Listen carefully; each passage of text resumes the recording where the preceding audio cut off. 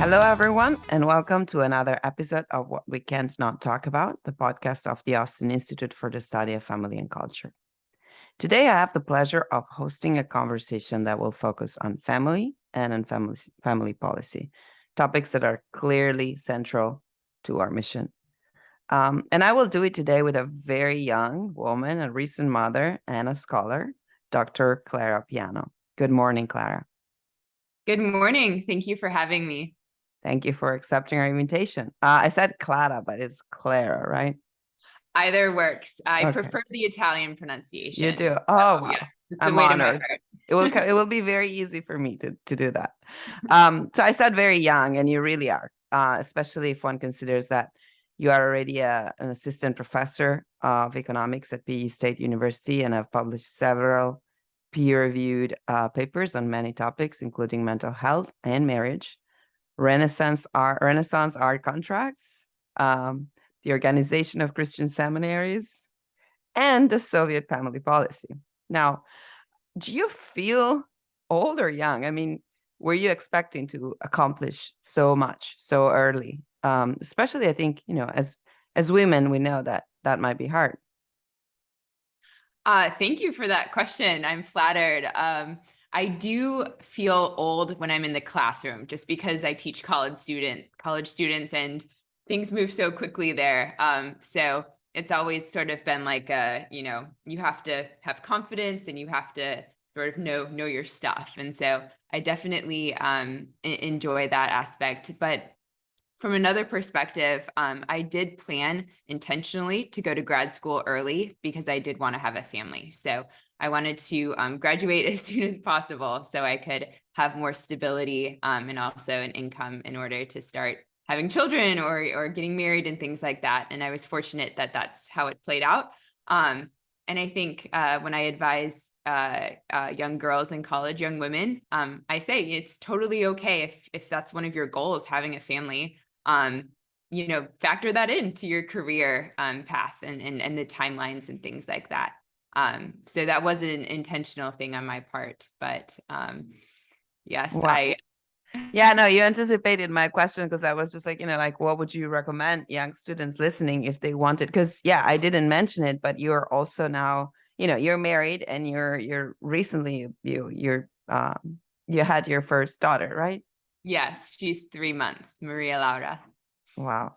Mm-hmm. Yeah, so I mean, you anticipated me by, suggesting that this is all possible. Correct me if I'm wrong here about your bio. You got your PhD in economics at George Mason and your bachelor's degree at Creighton University. Is that correct? Exactly. Yes. And what was the best part of your education and or the worst part?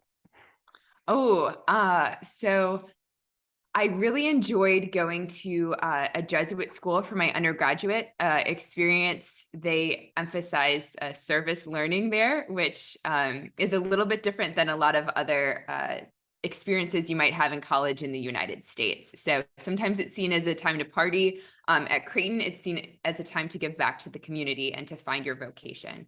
So that was a big part of my. If I may, what is service learning?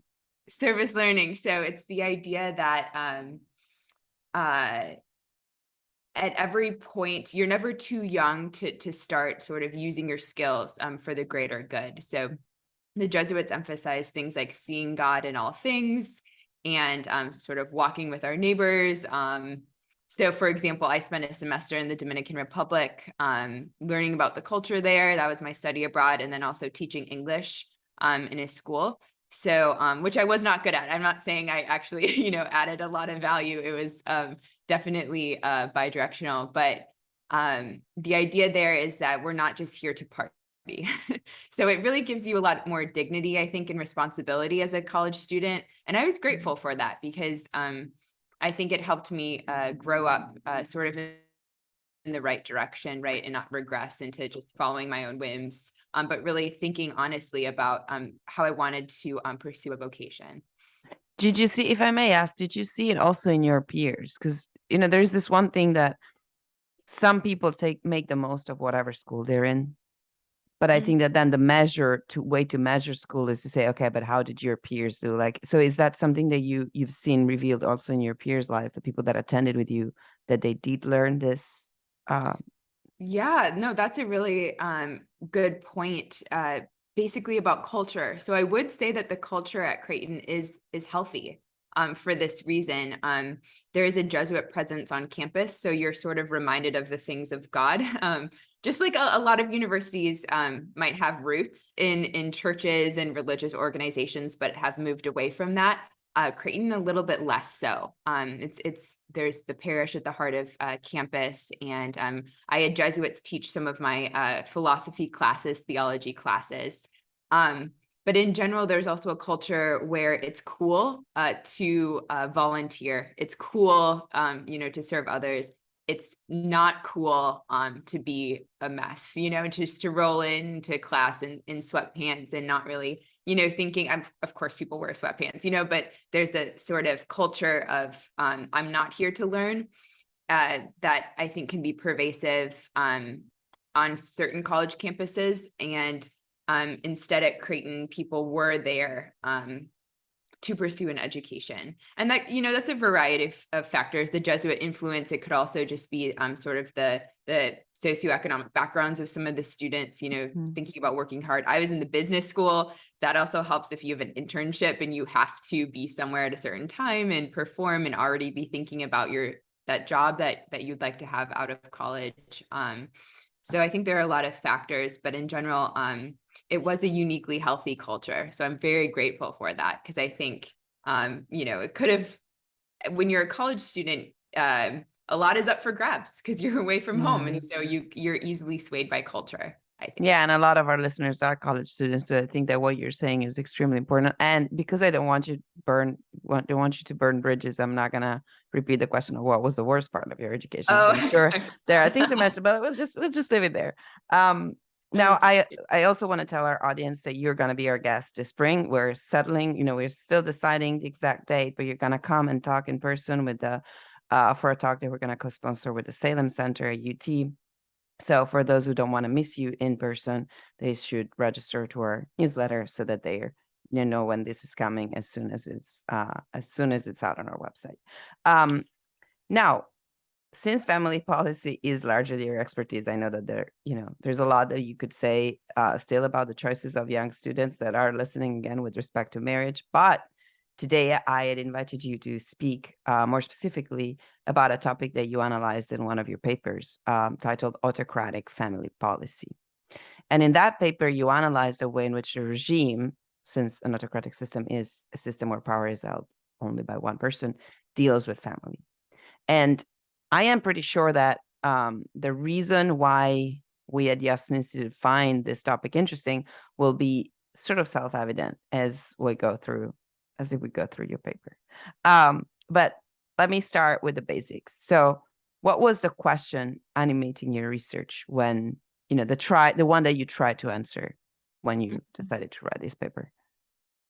Yes, so I started with a historical puzzle, which is called the Soviet Family Policy Reversal, or Somersault, as some historians have called it. And essentially, it starts out very Marxist and very much drawing from the writings of Engels, actually, and very much against the family, trying to tear down families, trying to replace the family with the commune, the society, more broadly, the state.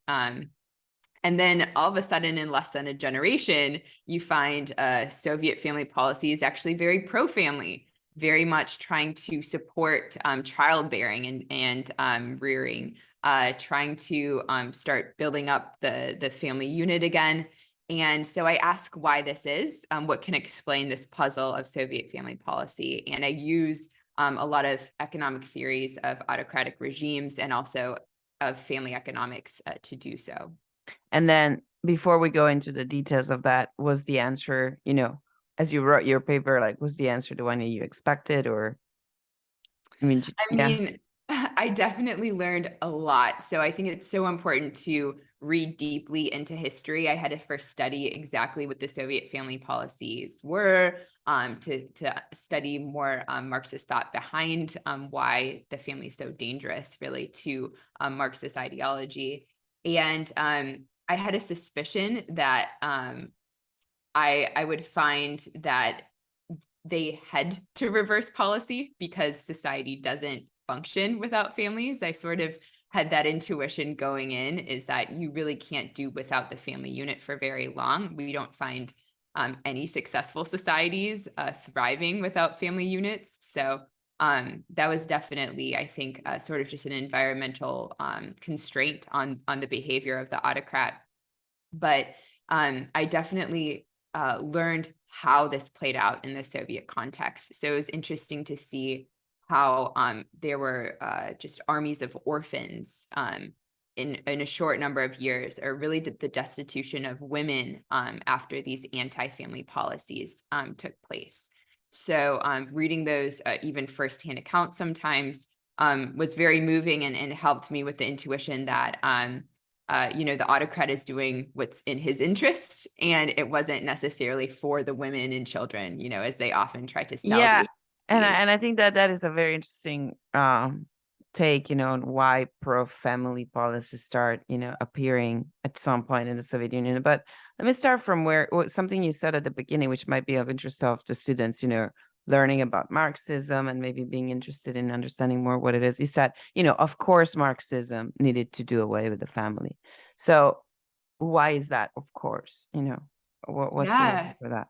So it's a very, very central and really underlying theme in the writings of Marx, but especially Engels. Engels writes a lot about this, and the idea is that we need to liberate individuals, especially women. They usually will point out from the oppression of family structures. So they saw it as sort of bourgeois. They saw it as very traditionalist, and certainly a bastion of religion, which is another thing that they're very much against. Soviet ideology is explicitly anti-religion, anti-God. And so in order to get rid of religion, you really do have to get rid of the family.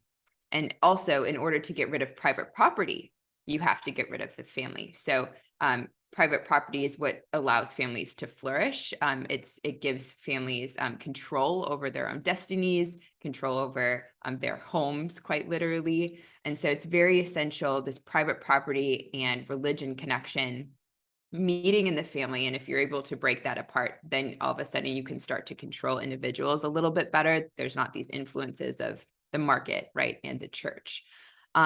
So what I learned by reading Marx and Engels was really that they saw the family as the nexus of these two things that they really disliked. And so it was interesting to see these ideas try to be played out in Soviet family policy early on. They would ban inheritance or ban adoption, or certainly ban throughout the whole regime religious marriage. So the only marriage that was legitimate was that from the state. And if the Russian Orthodox Church said, oh, you were married, that was not legitimate anymore. So the rules that change in the Soviet Union when Marxism needs to be enacted in policy are, first of all, is like the first country allowing for no-fault divorce, correct? Yes. So they institute no-fault divorce extremely early. We're talking 1917 here. And I learned from a talk that I gave that some people are not aware of what no-fault divorce is. No-fault divorce means just you don't need adultery or violence or abuse. You don't need a ground to get a divorce. So it's something which, I think, as I mentioned, this paper becomes interesting as we read through, because no-fault divorce, again, was seen in the West as one of those signs of progress and liberation. And then, one discovers that the first country that actually allowed it did it in order to become more influential in politics and preventing the family from having a role. Because as you write, the kids are produced privately, and the everyday private activity of the family draws resources and loyalty away from the collective. That's something I got from your paper. And then when you mentioned that the everyday functioning of family life is an inherent threat to an autocrat, because it absorbs some supply of loyalty from his citizen that he wants to enjoy. So they are the first with no-fault divorce, but then also with abortion. Yes. So you're right to say that these policies are seen as very progressive, and they're very open about what they think that they're going to do. So unilateral divorce is going to free individuals from having to be tied to one another. And then abortion, sort of the same idea. And it's some of their debates, they even say it's just going to give us more labor. So now we don't have to worry about women working in the home as much. We have more people to work in the factory. So let's push the women into the factory where they weren't otherwise there. And it's interesting to note, again, I want to emphasize, they did not, so the autocrat, the party, so we're talking about Lenin and Stalin here, but really just the party apparatus, a bunch of individuals acting sort of as a unit. They did not like what these policies did to their society in 2 generations. Birth rates fell, a bunch of other really sort of poor outcomes. And so they started to fine divorce. You had to publish it in a paper, you had to pay a very high amount. They banned it after 3 divorces, and same with abortion. So then pretty quickly they said, oh, we actually don't want to allow abortion. And so they changed route pretty quickly on that as well. But for a while, this was seen as extremely, progressive and liberating for women, again, was a big theme in both of these policies.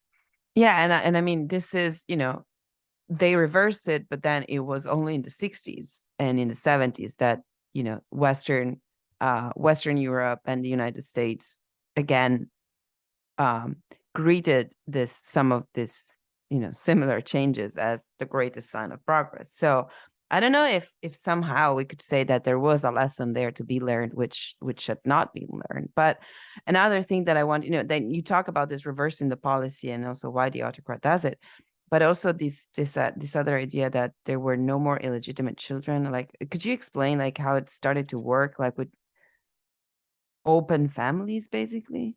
Yes, no, so that's a really great point. So the idea here was ultimately, and this is sort of the utopian vision of Marx and Engels to some extent, ultimately we want to have a society where you don't need legal contracts for anything. In fact, they say the only reason we're forcing you to have a legal marriage, that one that's, sort of as a stamp of approval from the state, is just to ensure that you don't go marry in the church. So in order to get the priests out of marriage, we have to just take it over by the state. But eventually the dream is to have it where individuals are free to have any relationships that they want whenever. And if you have children, they're not illegitimate, they're not even legitimate, they're just there, and we'll take care of them, the state will take care of them. That was sort of the idea, right? This utopian vision. And what ended up happening is that there were children, and they knew who their mothers were, obviously, for biological reasons, but the fathers are nowhere to be found. And for a while, the fathers weren't even required to give support. Given the technology back then, it wasn't sure, necessarily who the father was. It could have been multiple men. And so there was this chaos and a real destitution of women. So you see prostitution on the rise at this time, just again, out of the need to provide for oneself and one's children. You see a lot of starvation, and the women especially are upset. They're really, really upset because it becomes clear very quickly that the idea of legitimacy had protected women to some extent. Because it had ensured that there was one man assigned the task of providing for, quite literally giving his resources to the children and the women. I do want to actually add in one really fascinating sort of way of looking at this. And this is in the words, this is not my own sort of genius. This is from a feminist writer during the Soviet Union. So her name, she goes by E.O. Kabo. And she had studied the conditions of working class families in Russia at the time. And she says, it's an odd assumption that Marxists think that the man, the breadwinning figure, usually the man, is exploiting the women and children in the household. He's the one in charge, he's the keeping them under, taking away their freedom, things like this. She's like, what it looks like instead in these working class families is it's actually more of, the women exploiting the men. The men are earning the income, but the women are using it to provide for children. They're using it to, create the home and everything like this. She was like, it could easily be the reverse. So we can't say just looking at the family who is exploiting whom. And so this idea of legitimacy again, and the family unit as actually protecting women, there's some interesting economic research on this as well, as to why the family unit benefits, right? Women. Again, I don't want to, sorry for interrupting, but like what you're saying brings us back exactly to today's, suburban poor areas of towns where we did away with marriage because we don't need marriage. Like it wasn't a policy prohibiting it, but it was more like the modern mindset of saying, oh, I don't need to get married. We can have relationship and, and have kids out of wedlock. And we know that there is a crisis of, fatherless, of a fatherless society of women that need to work 3 jobs to provide for kids whose father disappeared because, it wasn't their request before becoming intimate to say, we should probably legitimize all this. Like there is a weird, as I was reading your paper, there is like this very weird way in which somehow some of the ideas that the autocrat in Russia, in the Soviet, in the former Soviet Union, imposed are sort of very similar of things that we naturally went for and chose. And maybe awareness of the historical problems that created, I don't know, maybe would help us. No, that is the fascinating point, that a lot of the policies that were pushed, just like you said, in the United States in the 60s and the 70s, sometimes with the same arguments, right? This is going to liberate women. This is going to bring about more freedom and more individual, just ability to enjoy life and things like that. The lesson that was learned in the Soviet Union was that actually these things sometimes don't have their intended consequences. So economists we love talking about unintended consequences, right? It looks like this will benefit women and children, but actually in practice, for very economic reasons and very sort of human reasons even, right? Just fertility constraints, the fact that children are more dependent on their mothers and sort of even vice versa.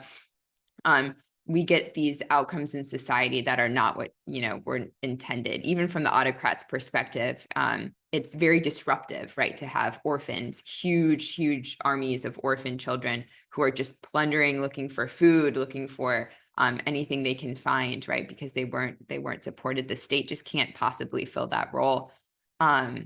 And what else was I going to say? I had another thought, but I lost it. Oh, don't worry. I'm sure that we're going to go back there because I still want to, we're jumping from one thing to another, and I understand, but I think it's just so fascinating that, history somehow repeats himself. But again, by learning more, we might avoid some of the mistakes. And you describe about this in 1922, they have this problem with the homeless orphans. And then there are other problems, these women in disastrous conditions, growing prostitution and declining birth rates that, again, are the same things that we're dealing with today in the West. There was also a quote that I found. I don't know what you will think about, what you thought about it when you read it, but I found it scary, and it reminded me. I recently read some evolutionary biology talking about the beginning of school, right? And school is something that's completely new to the past century. There wasn't school, like it's a complete novelty for human beings to have schools.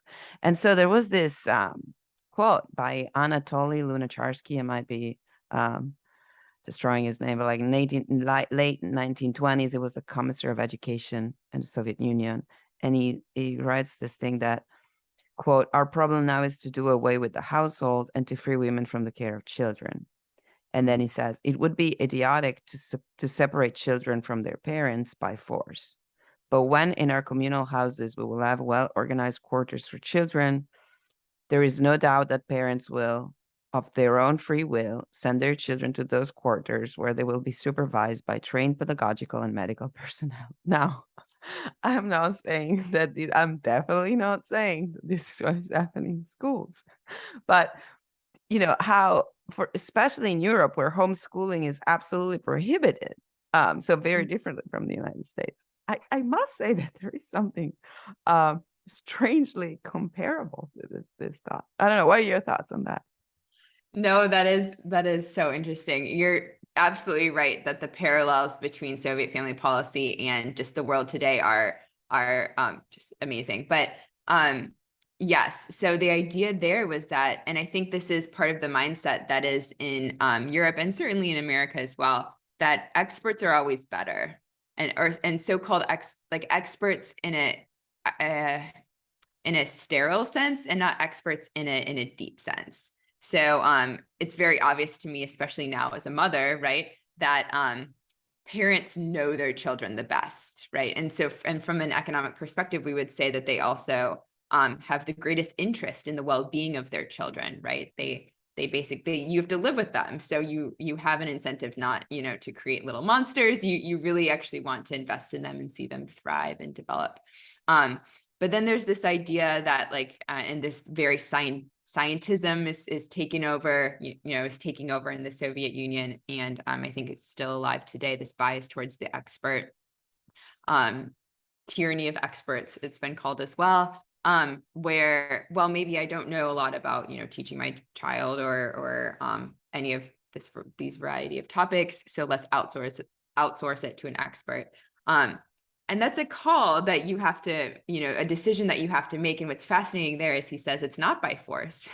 It's going to be sort of persuasive, right? We don't need to force families apart. We can just, sort of tell parents, oh, this is what's best for your children. What parent won't do what's best for their child? Unfortunately, sometimes it's not best. And so I think during COVID, actually, we saw this. A lot of parents saw what was going on, what was being taught in schools, and decided, oh, actually, this school is not best for my child, right? I was told that it would be. I was told maybe it was even something that it was not. And so there, we saw families making decisions to increase homeschooling, right? To send their children to different schools for these reasons. So it is definitely true that you can have the parental-child relationship broken, I think, sometimes by hard force in some cases, like we see in China sort of did this. I think they took this path a little bit more. The Soviet Union certainly did by having children report against their parents. So there's excellent, very sad accounts of where family members would turn each other in, right? So their loyalty was above their family to the state.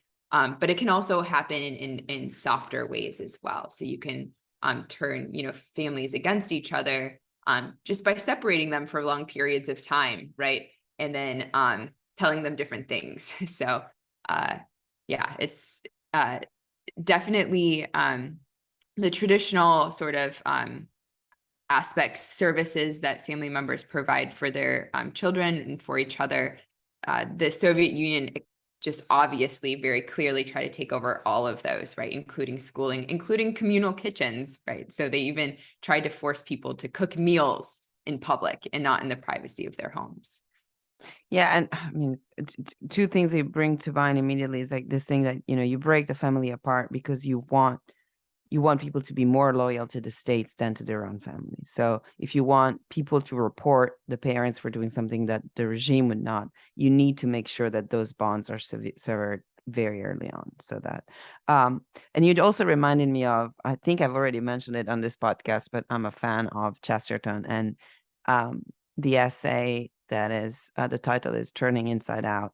It talks about precisely the care that only parents will have for their children, and there will never be a teacher that will have the same care, because he doesn't follow him throughout his, for his entire life. So, but yeah, as going to the reversal then of the policy, because let's assume we are in the same position now where the Soviet Union was. Well, they decide to change the course. So the autocrat there says, okay, I can't deal with this anymore. I can't deal with prostitution, declining birth rates, and orphans. Things need to change. So what happens next? Yeah. So I essentially argue, and this is sort of just the economic approach, that for self-interested reasons, Stalin is the autocrat in power now. He thought he would be in power for a while. So all of a sudden, he doesn't just have these short-term goals, which is increase labor force productivity right away. So get women into the factory, stop them from raising children, and really build the loyalty to the state. Now he's thinking, okay, well, I do need laborers in the future. I do need soldiers in the future. And now that we have declining birth rates, all these policies worked almost too well, right? So we have just this really, truly chaos in society, a lot of social disruption at the time.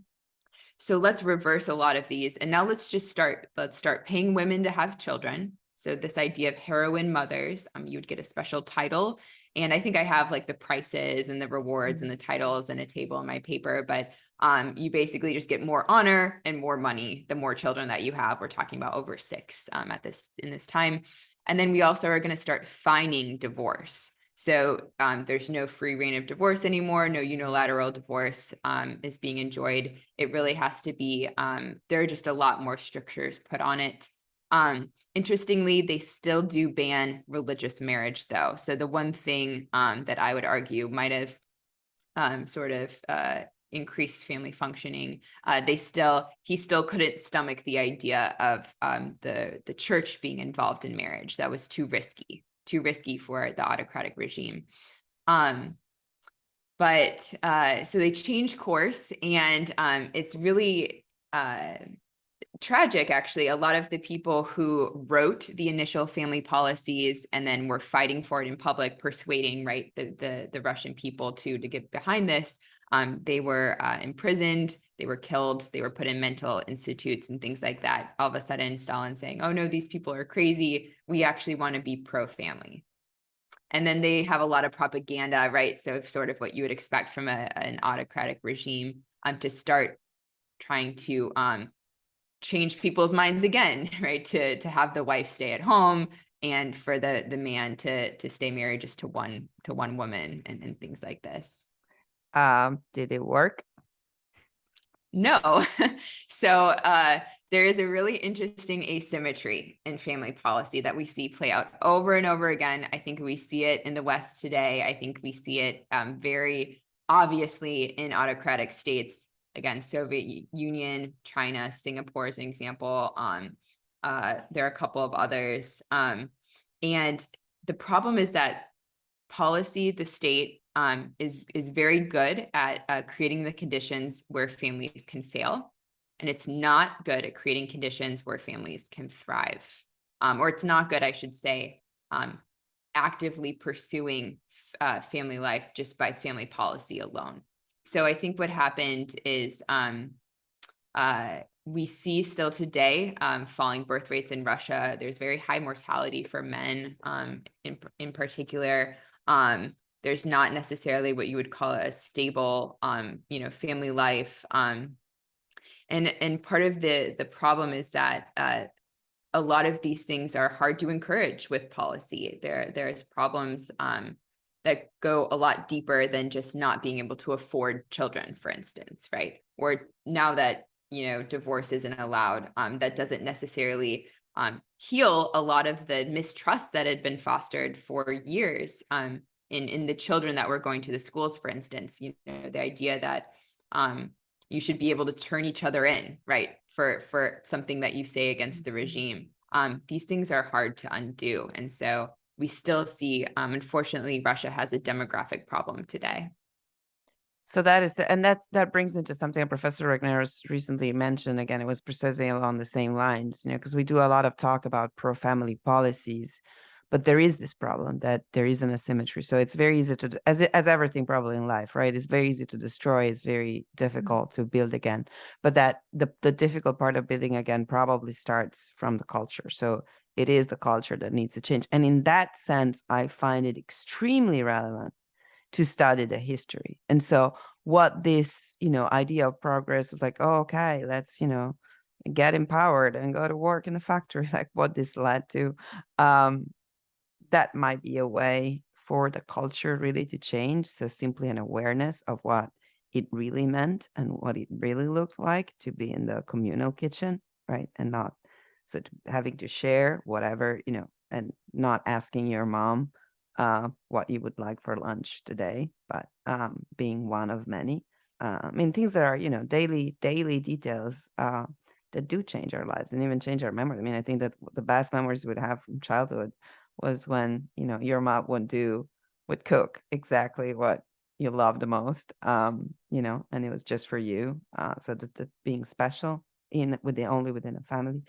With that, seeing also that the Soviet Union changes this policy, this also raises a question, which is, if an autocrat wants to regulate the family, right? So one way or another, in the short run, it's going to try to stop it and to destroy its independency. In the long run, it's going to, oh, no, sorry, I was joking, right? Kidding. Go back together, please have more kids, stay together. What is the attitude of a free state towards the family? So how do we realize that we are in a good place? Yeah, no, that's a really good question. In some ways, that's like the $1 billion question, because I think a lot of countries are worried about their birth rates, frankly, and then also just their family culture today. From my perspective, I think there are really two things that states can do to help create conditions where families can thrive. I don't think you can really force thriving on people. I don't think you can force marriage on people. At least the Russian Orthodox Church didn't believe this. A lot of churches don't believe this. You can't force people to have children. There are a lot of just issues. But in terms of creating conditions, economic liberty and religious liberty are very important. So I want to emphasize that in Soviet Russia, these two things were anathema. This was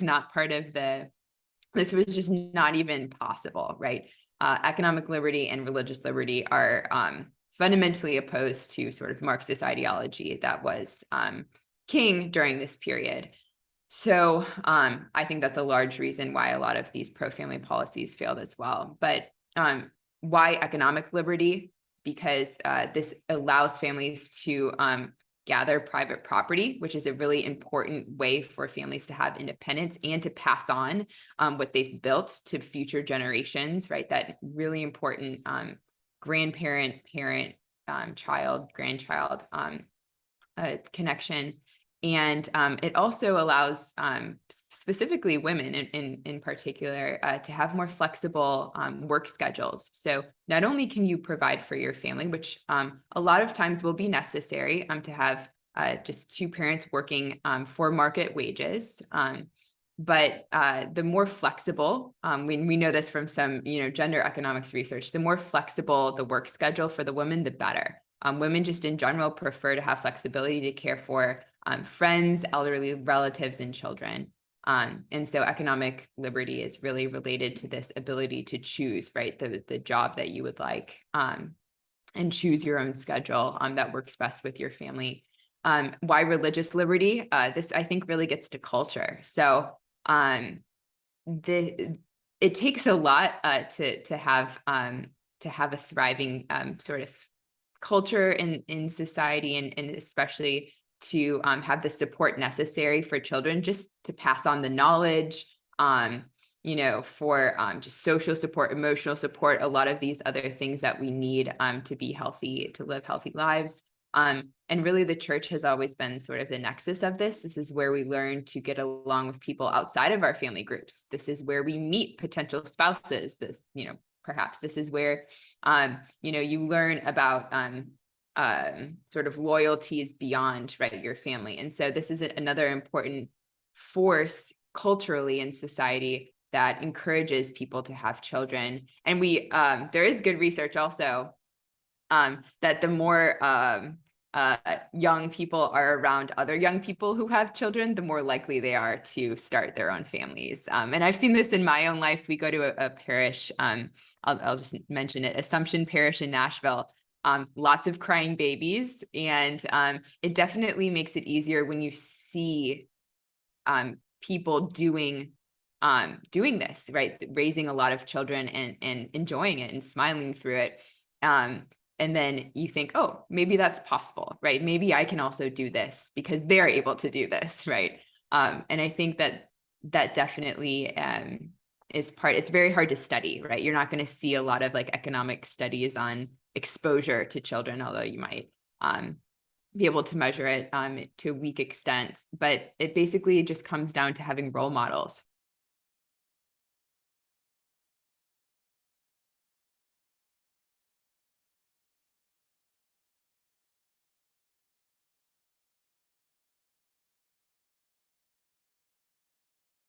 Yeah, and I also think that it's very relevant, the part that I discovered, or I was reminded, but I probably discovered reading your paper, that has to do with inheritance, and is this inheritance, the ban on inheritance, and this relevance of private property within the family, which also I think is something that maybe especially younger people fascinated by, the Marxist ideals, do not really think about that much, like that, then the fruit of whatever you do is not yours and is not meant to stay within your family. So I think that there is a risk that whenever we don't, especially, the socialist thinking might sound very positive in many ways. But then, we try maybe to emphasize, we risk emphasizing only the positives and do not remember, the cost, the cost of it.